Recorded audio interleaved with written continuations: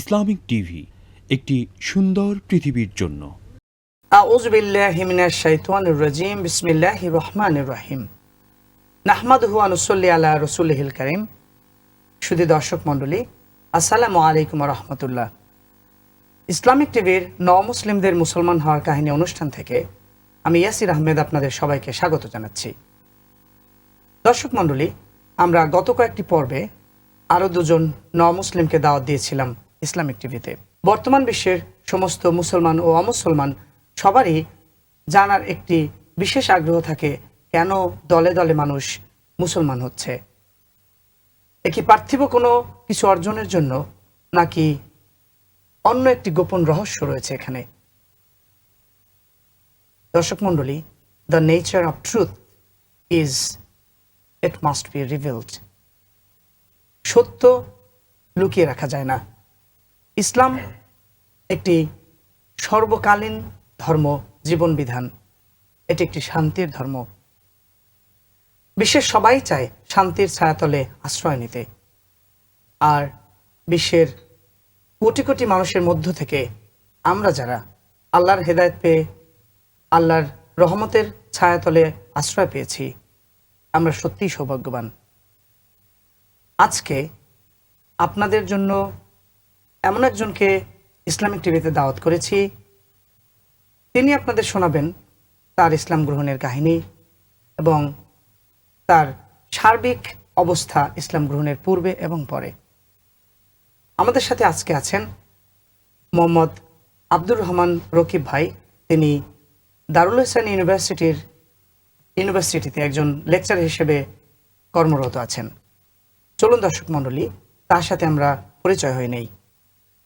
আসসালামু আলাইকুম রাকিব ভাই, কেমন আছেন আপনি? ওয়ালাইকুম আসসালাম ওয়া রাহমাতুল্লাহ। আলহামদুলিল্লাহ, ভালো আছি। তো আপনারা সবাই ভালো? আলহামদুলিল্লাহ আলহামদুলিল্লাহ। তো আসলে ইসলামিক টিভিতে আপনাকে পেয়ে আমরা খুবই আনন্দিত। তো আপনার সাথে প্রথম পরিচয়ের সময় আই ওয়াজ সো ইন্টারেস্টেড, এবং when I came to know that you are also a reverted Muslim, তখন আমার খুব ভালো লেগেছিল যে ওনাকে একদিন ইসলামিক টিভিতে দাওয়াত দিয়ে আমাদের দর্শক মণ্ডলীর উদ্দেশ্যে কিছু শোনাতে বলবো। তো উই আর অলসো লাকি, আর আলহামদুলিল্লাহ দাওয়াত পৌঁছে দেয়া এটা আমাদের সব মুসলমানদের দায়িত্ব। আপনাকে এজন্যই এখানে ডাকা হয়েছে। তো রকিব ভাই, আপনার সম্বন্ধে আমরা বিভিন্ন প্রশ্নের মাধ্যমে কিছু জানতে চাইব। তো আপনার প্রিভিয়াস রিলিজিয়ন এবং তখন আপনার নাম কি ছিল এবং কোন ধর্মের আপনি অনুসারী ছিলেন? ধন্যবাদ প্রথমে আপনাকে এবং ইসলামিক টিভিকে, কারণ তারা আজকে একটি সুন্দর মনোজ্ঞ অনুষ্ঠানের ব্যবস্থা করেছে। আমি মনে করি যে আমাদের জন্য এমন একটি সুযোগ সত্যিই দুর্লভ। আমি বিগত জীবনে যেভাবে বুঝে এসেছি, আমি বলতে চাচ্ছি আপনার প্রশ্নের উত্তরে, আমি আব্দুর রহমান রকিব দারুল ইহসান বিশ্ববিদ্যালয়ে বেশ দীর্ঘদিন শিক্ষকতা করে আসছি। আমার এই পজিশনে আসতে আসলে বেশ সময় লেগে গেছে। আমি যেখানে ছিলাম সেটা আপনারা জেনেই আমাকে এনেছেন। সনাতন ধর্ম অর্থাৎ প্রচলিত অর্থে হিন্দু ধর্মের কুলীন কায়স্থ বংশ। আমি কায়স্থ বংশের নন্দী ঘরের ছেলে ছিলাম। তা আমার বাবা মূলত আমার সমাজে খুব প্রতিষ্ঠিত ব্যক্তি ছিলেন। সময় হলে আপনি যদি কোনোদিন যান, আপনি দেখতে পাবেন যে খুব ব্যতিক্রমভাবেই একটা মানুষ প্রতিষ্ঠিত হতে পারে কিভাবে। হি ওয়াজ রিয়েলি এক্সেপশনাল। কারণ মুসলমান অধ্যুষিত একটি জায়গায় বলতে গেলে সেকেন্ড টু নান। আমি এমন একটা ফ্যামিলিতে জন্মগ্রহণ করেছিলাম। আমার বাবার সততার জন্য এবং নিরপেক্ষতার জন্য আমি গর্বিত। তো আমার ইসলাম গ্রহণের পিছনে আমার ফ্যামিলি ব্যাকগ্রাউন্ড এবং উদারতা এবং উচ্চ মানসিকতা আমাকে সাহায্য করেছে, এটা নিঃসন্দেহে বলতে হয়। কারণ আমার ফ্যামিলিতে পড়াশোনার একটা দৃষ্টিভঙ্গি ছিল এবং সেটা এখনও আছে। আমি মূলত ইসলাম গ্রহণ করেছি, এটা আকস্মিক কোনো ঘটনার ফল বলতে পারেন না, আল্লাহ পাকের মেহেরবানি। আমি এখন মনে করি যে আল্লাহ আমাকে হাতে ধরেই পথ দেখিয়েছেন, হেদায়েত দিয়েছেন। তা আমি হয়তো অপথে ছিলাম।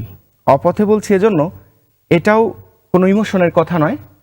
সত্যি বলতে দীর্ঘদিন কম্পারেটিভ স্টাডি এবং অনুভবের ফল।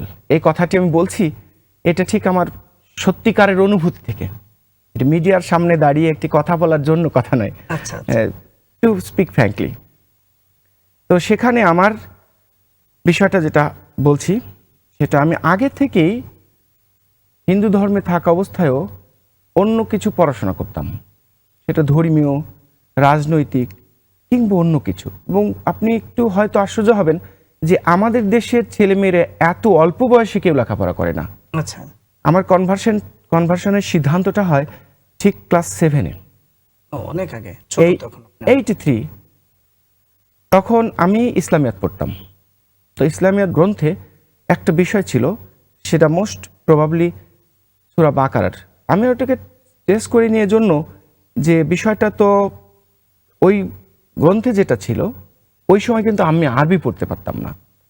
তো আমার শিক্ষক শ্রদ্ধেয় নূর মোহাম্মদ, উনি ওটা পড়াচ্ছিলেন। তো সেখানে ছিল যে পরকালে সকল বক্রতা অবলম্বনকারী, অর্থাৎ বিশেষ করে যারা আল্লাহদ্রোহী এবং নবী রাসূলদের সতর্কতাকে উপেক্ষা করে যারা স্বেচ্ছাচারিতা করেছে, নিজের ইচ্ছা মতো নিয়েছে কিছু, চলেছে খেয়াল নাই বেখেয়াল, হ্যাঁ, এবং মনে করেছে হয়তো দুনিয়ার এই খেলতামাশাই সবকিছু, এমন লোকদের ব্যাপারে ফায়সালা দিবেন আল্লাহ যে তোমরা বক্রতা অবলম্বন করেছিলে এবং এর ফায়সালা হলো তোমরা দোজকে চলে যাও। তোরা দোজকের রাস্তায় রওনা দিয়ে পিছু ফিরে ফিরে তাকাবেন।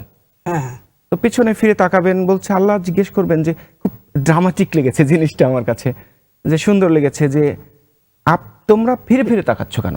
আল্লাহ বলবেন।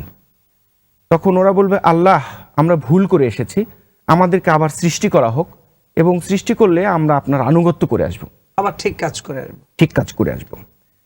তখন আল্লাহ বলবেন যে না, তোমাদের সে সুযোগ দেওয়া হবে না, তোমাদের জন্য সতর্কতাকারী হিসেবে নবী রাসূল পাঠিয়েছিলাম, তোমরা তাদেরকে মিথ্যা প্রতিপন্ন করেছিলে, এবং হ্যাঁ, এবং এ ব্যাপারে তোমাদের কি ফল গ্রহণ করতে হবে, কি পরিণতি হবে, তাও আমার পক্ষ থেকে ঘোষিত ছিল। বরং তোমরা এখন যদি সুযোগ পাও তাও কি করবে, আমি আল্লাহ সুবহানাহু ওয়া তাআলা তাও আমি জানি। সুতরাং আপনাদেরকে আর পুনরায় সুযোগ দেওয়া হবে না, এই ফলাফলই গ্রহণ করা উচিত এবং যা ঘোষিত ছিল। তখন আমার মনে স্ট্রাইক করলো যে কি ব্যাপার, তাহলে কি রিটেক পরীক্ষার কোনো ব্যবহার নেই? মানে ফেল করলে ফেল, ওয়ান চান্স। তো বিষয়টা তো খুব রিস্কি। তখন আমি চিন্তা করলাম যে তাহলে আমাকে জানতে হবে, একটু পড়াশোনা করতে হবে, এবং আমি সত্যি বলতে কি একটু বেশি উদারতা এবং নিরপেক্ষতার জন্য আমি পথ পেলাম, এরকম আমি মনে করি। বিষয়টা আপনাকে একটু বুঝিয়ে বলি যে উদারতাটা কেমন আর নিরপেক্ষতাটাই বা কেমন।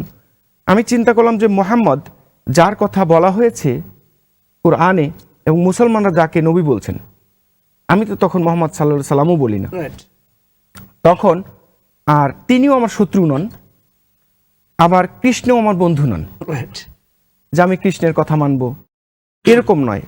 ফায়সালা যদি একটি হয়, কেননা বিশ্বস্রষ্টা একজনই, এটা মাস্ট বলা যায়।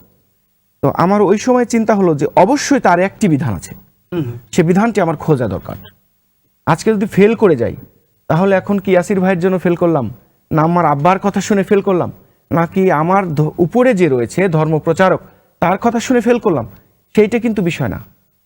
Fail is fail, right. তখন এই রিস্কটা এড়ানোর জন্য আমি তখন ভাবলাম যে আসলে বিষয়টা এরকম নয়, আমি আল্লাহর মেহেরবানি চাইলাম। আমি খুব হিন্দু ধর্মের একেবারে গাঢ় অনুসারী ছিলাম, এটা ফ্যামিলি থেকেই পেয়েছি। আমার ফ্যামিলিতে সবাই ধর্মীয় অনুশাসন খুব ভালোভাবে মেনে চলেন। আর বুঝতেই পারছেন, হিন্দুদের মধ্যে যেহেতু প্রথা রয়েছে এবং সেখানে রয়েছে কাস্ট রয়েছে, শ্রেণী প্রথা রয়েছে, তো উচ্চবর্ণের হিন্দু হিসেবে আমাদেরকে সবাই ফলো করত, এবং আমরা একটা ভয়ের মধ্যে থাকতাম। আমরা মূলত বেশি অন্যদের থেকে আপেক্ষিকভাবে বেশি মানতাম। তো সেই ধর্মীয় শ্রদ্ধাবোধটা আমার মধ্যে ছিল। তো সেইটাকে আমি ঠিক কনভার্ট করতে চাইলাম অ্যাকচুয়ালি যে সঠিক সত্যের কাছে, সঠিকতার দিকে, রাইট। হ্যাঁ, যে সত্য কোনটি। আমার তো কোনো ব্যক্তি বা কোনো ধর্মের প্রতি, বিশেষ ধর্মের প্রতি বায়াসনেস থাকার কোনো প্রয়োজন নেই। আমরা ছোট্ট একটা উদাহরণ দিই আপনাকে, যে ধরেন আমি যখন কবিতা পড়ি, আমি কিন্তু কবিতা লিখি, আমার কাছে দেখতে পাচ্ছেন এটা আমার একটা কবিতার বই, এবং এ বইটা আমার এই 87 সালের বইমেলায় ছাপা হয়েছে। আমি এরকম 30টার মতো বই লিখেছি। তো একটা কবিতা যখন পড়ি তখন তো আমি দেখতে যাই না এটা হিন্দুর লেখা না খ্রিস্টানের লেখা। কবিতা আমি মেরাডিথের কবিতা পড়েছি এবং সে অনুসারে আমি একটা কবিতা উত্তর মেলেনি আজও আমি এখানে লিখেছি। রবীন্দ্রনাথের যখন কবিতা পড়ি তখন নিশ্চয়ই আমি মনে করি না যে উনি মুসলমান নন, সুতরাং তার কবিতার মান নেই, এ কথা আমি বলতে চাচ্ছি না। এরকমই আমি সারা বিশ্বে দেখতে চাই যে আমার স্রষ্টা কোনো ব্যবস্থা দিয়েছেন, সেটা কোথাও আছে। সকল ধর্মের প্রতি শ্রদ্ধা রেখেই বলছি যে হয়তো সবটাই ঠিক ছিল, এটাও হতে পারে, কিন্তু আমাকে দেখতে হবে যে সেটা সেই ইনট্যাক্ট সত্য আকার আছে কিনা, অপরিবর্তিত আকার আছে কিনা, কিংবা আদৌ কোনোটা মানব রচিত কিনা। এমনও তো হতে পারে যে মানুষ তৈরি করে স্রষ্টার নামে চালাচ্ছে। হ্যাঁ, এমন একটা কোরআনে আছে, হতে পারে। তো বিষয়টা আমি জানার জন্য আমি তখন ওই যে ধর্মের কাছে যেতাম, আমি দেবদেবীর কাছে গিয়ে কোনো মানত করতাম কোনো কিছু করলে, কোনো কিছু আদায়ের জন্য।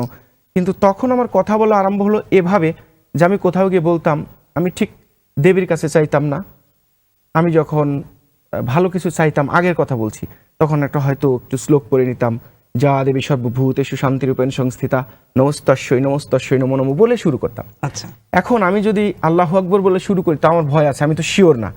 তখন আমি বলতাম হে বিশ্বের স্রষ্টা, তুমি যেই হও আমাকে পথ দেখাও। আমি নিরপেক্ষ হয়ে তোমার কাছে মাথা অবনত করে দিয়েছি।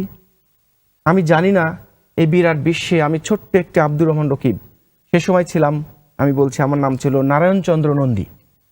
আমি নারায়ণচন্দ্র নন্দী একা এই মহাসত্য আবিষ্কার করতে পারবো না যে আজকেও সকল মানুষ একমত হতে পারেনি, বিভিন্ন মত প্রকাশ করছে। তখন আমি কম্পারেটিভ স্টাডির দিকে গেলাম। তুলনামূলকভাবে আমার জ্ঞান অনুসারে প্রথমে আমি কোরআনের 2টো সূরা আমার হাতে আসলো, একটা অনুবাদ সহ, সূরা আল মুমিনিন এবং সূরা আন-নূর।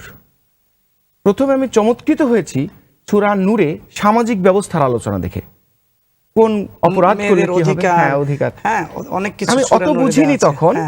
আপনার এখন যেভাবে সুন্দর করে বলবেন সেরকম ভাবে বুঝিনি, কিন্তু তবু তো গ্রস আইডিয়াটা বুঝতে পেরেছি আল্লাহ কি বলতে চেয়েছেন। আর সূরা আল মুমিনিনে মানব সৃষ্টির বিষয়টা যখন দেখলাম যে মায়ের পেটে কতগুলো স্তর আছে এবং সেখানে সুলালা, মুদগা, ইজাম অনেকগুলো শব্দ ব্যবহার করা হয়েছে। এটা মডার্ন সায়েন্স এটা প্রমাণ করেছে যে ইট ইজ কমপ্লিটলি পারফেক্ট। হ্যাঁ, এটা আমি অনেক পরে পড়াশোনা করে জেনেছি, কিন্তু ঠিক সে সময় অতটা বুঝতে না পারলেও এই আইডিয়াটা আমি হলো যে আচ্ছা একটা ধর্মগ্রন্থ, সেখানে কিছু বিধিনিষেধ থাকবে, এটা করবা এটা করবা না, হ্যাঁ তা নয়, এই মানব সৃষ্টি নিয়ে আলোচনা হলো কেন, আমার কাছে বেশ অবাক লেগেছিল।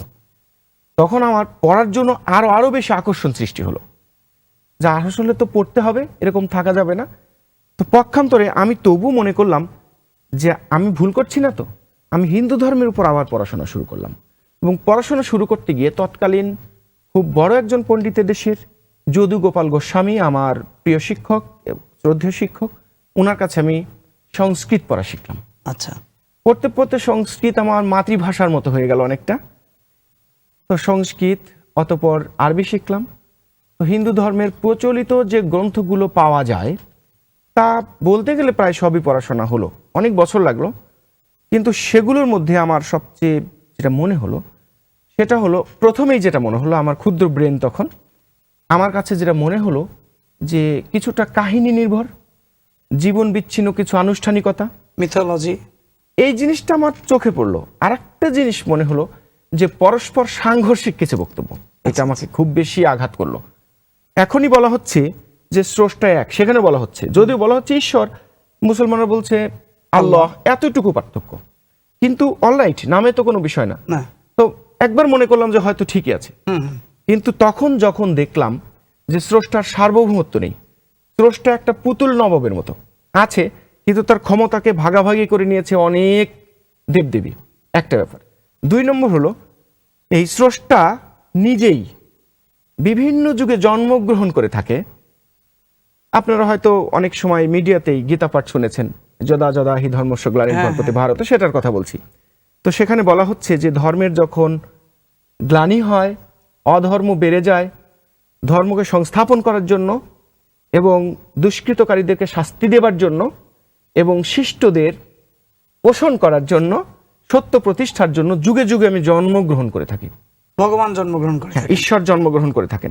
তো ঈশ্বর জন্মগ্রহণ করে থাকেন হিন্দু ধর্মের বক্তব্য, অথচ ইসলাম ধর্মের বক্তব্য এরকম না। না, একদম আল্লাহ সুবহানাহু তাআলা তিনি তার সার্বভৌমত্ব পরিপূর্ণ বজায় রেখে 100%। হ্যাঁ মানব কুল থেকে তিনি সিলেকশন দিয়েছেন যে এরা সত্যপন্থী, এরা শুধুমাত্র প্রচার করবে তার বাণী। এমনকি প্রথম মানবকেই তিনি নবী করে দিয়েছেন, রাইট। কারণ তার কাছে কে প্রচার করবে? আল্লাহ তিনি তাকে নবুয়ত দিয়েছেন, তাকে সত্য গ্রহণ করিয়েছেন এবং সত্যের সন্ধান দিয়েছেন, তাকে অসহায় করে ছেড়ে দেননি। তো সেখানে ধর্মের একটা আইডিয়া হলো যে ধর্ম তাহলে কি ছিল তখনই। আমি দেখলাম যে এখানে যে আদম আলাইহিস সালাম একা, সেখানে মানব হত্যার কোনো কারণ নেই, সুদ ঘুষের কোনো প্রশ্ন নেই, হ্যাঁ, সামাজিক অনাচারের কোনো বিষয় নেই, তাকে নবুয়ত দিলেন। তাহলে নবুয়ত থেকে আমরা অনেক সময় মনে করি যে বৃহত্তর সমাজ গোষ্ঠী পরিচালনার জন্য হয়তো যে বিষয়টি সেটি নবুয়ত। এখানে কিন্তু বোঝা যাচ্ছে যে আদম আলাইহিস সালাম যে কাজটি করেছেন একা ব্যক্তি, তখন তাকে নবুয়ত দিয়েছেন। তার মানে ব্যক্তি নিজে আদম কিভাবে চলবে, অনলি তার জীবন পরিচালনার যে ব্যবস্থা তার জন্য তাকেই এবার নবী হিসেবে আল্লাহ সিলেকশন সেটাই দিয়েছেন এবং সেটাই নবুয়ত। অর্থাৎ রিসালাতের মূল বক্তব্যটা আমি যেটা খুঁজে পেলাম সেটা মানব কেন্দ্রিক।